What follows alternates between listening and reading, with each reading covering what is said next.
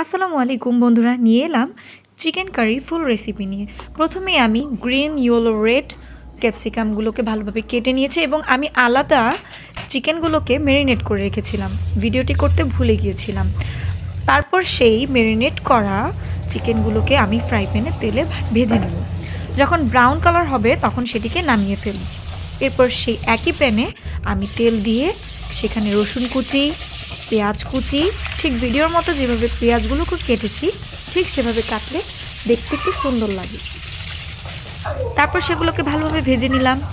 ভেজে নেওয়ার পর এর ভিতরে আমি দিয়ে দিলাম সেই ক্যাপসিকামগুলোকে দিয়ে ভালোভাবে সেটার সাথে মিক্সড করে নিব। এরপর ক্যাপসিকামগুলোকে ভালোভাবে ভেজে নিতে হবে, কেননা যদি ভালোভাবে ভেজে না নিই তাহলে ক্যাপসিকামগুলো কাঁচা থেকে যেতে পারে। এরপর আমি মরিচের গুঁড়া এবং লবণ এর ভিতরে অ্যাড করলাম। ও হ্যাঁ বন্ধুরা, আমি এর আগেই টমেটো সস এবং সয়া সস দিয়ে একটি মিশ্রণ তৈরি করলাম, সস তৈরি করলাম, সেটাকে আমি এটার ভিতরে অ্যাড করলাম।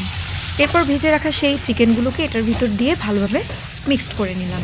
এটাকে আমি 5 মিনিটের মতো কষিয়ে নেব। কষানো হয়ে গেলে এর ভিতরে আমি অ্যাড করব পরিমাণ মতো পানি। পানিটা যখন বলক আসবে বন্ধুরা, তখন আমি এর ভিতর দিয়ে দিয়েছিলাম সামান্য পরিমাণ লিকুইড দুধ। এতে করে চিকেন কারিটা খেতে অনেক স্বাদ লাগবে, এই কারণে আমি অ্যাড করেছিলাম। এরপর সেটিকে আমি ঢাকনা দিয়ে ঢেকে দিব। তারপর কিছুক্ষণ পর এসে আমি আবার একটু নাড়াচাড়া দিব।